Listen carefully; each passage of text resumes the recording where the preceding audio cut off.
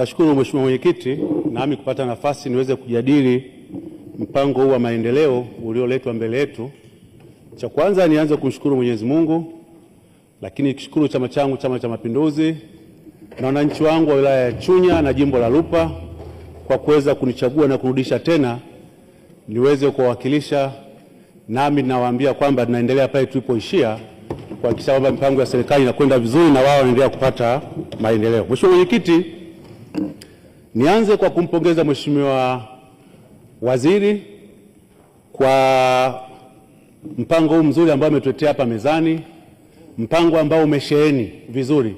Hakika tumeona kwamba PhD yake inafanya kazi vizuri, yeye pamoja na wasaidizi wake, lakini pia na Waziri wa Fedha. Hakika tuko sehemu salama zaidi. Mheshimiwa Mwenyekiti, kama unavyofahamu, mpango huu ni mpango ambao unaenda kuakisi yale ambayo mipango ya serikali kwa miaka mitano, lakini kwa miaka 50 inayokuja. Lakini pia Mheshimiwa Mwenyekiti, kwenye mipango hii ambayo inaendelea imeweza kueleza mambo kadha wa kadha. Kila sekta imeweza kugusa vizuri, na wananchi huko nje kila mmoja ameweza kuisifia hiyo hotuba. Jambo kubwa ambalo liko mbele yetu waweze kuona matokeo ya hii mipango ambayo imeelezwa kwenye hiyo hotuba. Mheshimiwa Mwenyekiti, tumeona namna ambavyo ukitaka kuhakikisha kwamba uchumi unaendelea kuwa vizuri zaidi, na kwenye mpango umeeleza namna ambavyo kwenda kuiwezesha sekta binafsi. Sekta binafsi ukuaji wake ambao tunategemea kwamba zaidi ya 70% tunaweza kupata mapato kutoka kwenye sekta binafsi, hasa kwenye upande wa ajira, lakini upande wa kodi na mambo mengineyo. Lakini ili kuenda vizuri zaidi, lazima mazingira mazuri hasa kwenye sekta binafsi lazima yatengenezwe. Tumeona kwenye mipango ya serikali namna ambavyo kwenye upande wa nishati leo tuna uhakika kuwa na umeme wa kutosha, tuna bwawa Mwalimu Nyerere, tunazo megawati za ziada. Lakini je, hizi megawati ambazo tunasema tunazo za ziada, uko chini kwa wananchi wetu wanaufurahia huu umeme? Uko chini kwenye viwanda vyetu wanaufurahia umeme? Mheshimiwa Mwenyekiti, naomba nishauri kwenye upande huu. Lazima nguvu kubwa sasa tuwekeze kwenye usafirishaji wa umeme, maana miundombinu tuliokuwa nayo imeshakuwa ni ya zamani ambayo sasa imechakaa, lakini kwenye usambazaji wa umeme. Tukiweza kuwekeza kwenye usafirishaji na usambazaji, tutaweza kuwafikia watu wengi zaidi. Tunaipongeza serikali kwenye usambazaji. Tumeona majuzi tarehe 17 Januari tuweza kusaini kwenye vijiji zaidi ya 9,000, na mimi kwa wilaya yangu ya Chunya tumepata zaidi ya vitongoji 31. Hii ni hatua kubwa sana, na niombe sasa Mheshimiwa Mwenyekiti, ili tuweze kwenda vizuri zaidi, tuhakikishe kwamba njia ya usafirishaji inakwenda vizuri. Mathalan leo kwenye wilaya yangu ya Chunya tunao umeme umesambaa kwenye vijiji vyote, lakini umeme tunaopata huu ni umeme mdogo, umeme ambao hujitoshelezi, na hujitoshelezi kwa sababu ya miundombinu imeshakuwa ni chakavu ya muda mrefu. Hivyo nishauri Mheshimiwa Mwenyekiti, namna ambavyo kuweza kukabiliana na hii changamoto, tuweze kuijenga substation ya kutosha pale kwenye wilaya yetu ya Chunya, ili tuwe tuna umeme wa kutosha ambao utaweza kulisha viwanda vyetu, utaweza kulisha kwenye maeneo ya wachimbaji, na wao waweze kunufaika na umeme. Leo hii tu wachimbaji wengi wa kutosha wanashindwa kunufaika na umeme kwa sababu ni mdogo, matokeo yake wanatumia majenereta, hivyo gharama za uendeshaji zinazidi kwenda juu zaidi. Hivyo ni shauri kwenye hili, tukifanya hivyo tunaweza kuwafikia watu wengi zaidi.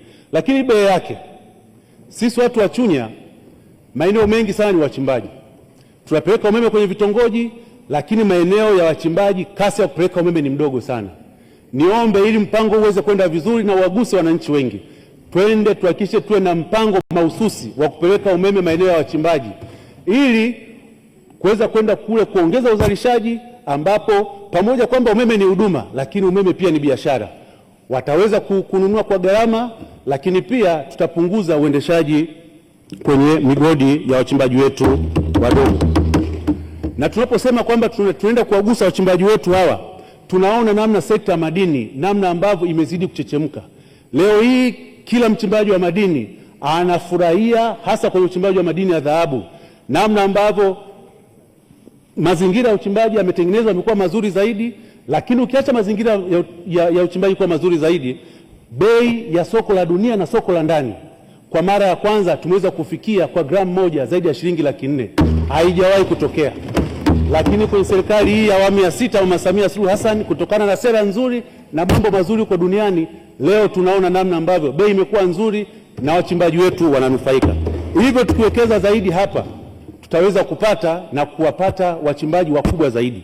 Lakini ili tuweze kuwafikia wachimbaji wengi na wakubwa zaidi, lazima tuwekeze kwenye utafiti. Jambo la utafiti tumekuwa tunaliimba kila siku. Wizara na kupitia Mheshimiwa Waziri amekuwa anazungumza kwamba utafiti unafanyika, vifaa vinanunuliwa, lakini pamoja kwamba vifaa vinanunuliwa, bado hatujaweza kuwafikia wachimbaji wengi. Tukifanya utafiti wa kina, tukaupeleka maeneo hizi taarifa kwa wachimbaji wetu wadogo, tutaweza kuongeza uzalishaji wa dhahabu, lakini tutaweza kuwainua wachimbaji wetu kutoka kuwa wa chini kwenda kuwa wakati. Uchumi wa nchi utaendelea kukua, lakini sio kukua tu, tutaendelea kutengeneza mabilionea wengi zaidi. Leo kupitia sekta ya madini peke yake, kwenye mchango wa pato la taifa tunachangia zaidi ya 10%. Si kiasi kidogo, na tukiendelea hivi tutazidi zaidi ya 10%. Lakini niombe Mheshimiwa Mwenyekiti, Mheshimiwa Waziri yuko hapa na Naibu Waziri wa Madini yuko hapa, tuendelee kuweka nguvu kubwa sana kwenye sekta ya madini. Tukiwekeza nguvu kwenye sekta ya madini, kwenye utafiti, tuna uhakika tutapata fedha nyingi, hasa fedha za kigeni, na nchi yetu itazidi kwenda mbele na tutaweza kupiga hatua kubwa zaidi. Lakini mbele yake tulikuwa tuna mpango wa kuweza kuwasaidia wachimbaji wadogo kupitia mradi wa MBT, Mining for Better Future Tomorrow. Mradi huu unazungumzwa, lakini utekelezaji wake bado haujaanza mpaka leo. Niombe Mheshimiwa Mwenyekiti, tuweze kuwatengeneza vijana. Tumeunda wizara ya vijana, namna gani tutaweza kuwasaidia hawa kupitia MBT maeneo ya wachimbaji wadogo, tutengeneze rush. Mimi kule kwangu tuna baadhi ya maeneo ambayo tumeweka kama hifadhi. Kuna hifadhi ya Mbiwe, kuna hifadhi ya kule Gepu, kuna watu walitolewa kule. Tuone namna ambavyo kule Gepu tutengeneze, tuwape leseni hata 2 au 3 kwa wachimbaji wadogo ambao tuweke kwenye mpango wa MBT ili wao waweze kuchimba pale. Ndio tutakavyoweza kuwasaidia vijana, na wizara ya kwako Mheshimiwa Nanauka itaonekana inafanya kazi vizuri, na wananchi wetu wataweza kupiga hatua kubwa zaidi. Mheshimiwa Mwenyekiti, tunaona pia kwenye upande wa sekta ya kilimo. Sekta ya kilimo kazi kubwa imefanyika, na asilimia zaidi ya 65 mpaka 70 ya Watanzania tunategemea kilimo kuendesha maisha yetu ya kila siku, lakini na uchumi wetu kwa ujumla. Tumeona serikali imeweka ruzuku ya kutosha, leo wananchi wananufaika, wakulima wetu. Lakini kwenye mbolea hii ambayo leo wananchi wananufaika, mimi kule kwangu tuna wakulima wa mazao ya chakula, lakini wakulima wa zao la tumbaku. Mpaka kwenye zao la tumbaku tumeweza kuweka ruzuku na wananchi hawa wanaweza kunufaika. Lakini kwenye mazao ya chakula, wale mawakala wale ambao wanapata hii mbolea kwa ruzuku na bei elekezi, wanashindwa kwenda kuifikisha mbolea hii maeneo yote, kwa sababu usafiri kutoka eneo moja kwenda eneo jingine gharama zinatofautiana. Leo wakala anaambiwa atauza mfuko kwa 75 kwa wilaya ya Chunya. Kutoka Mbeya mpaka Chunya ni 75, lakini kutoka Chunya mjini mpaka Kambikatoto ni kilomita 240. Supplier anashindwa kuifikisha kule kwa bei ile ambayo ilitakiwa iweze kumfikia. Niombe Mheshimiwa Mwenyekiti, wizara ziko hapa zione namna ya kuangalia hizi bei kutoka eneo moja ya nyingine, ili wananchi wetu hawa waweze kwenda kufikiwa na bei ikiwa nzuri, ikiwa katika kwenye ruzuku.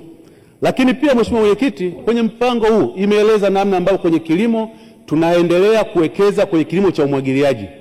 Tumeona kutoka 2021-22 tumetoka kutoka hekta 690 na tumefikia 24-25 zaidi ya hekta 983.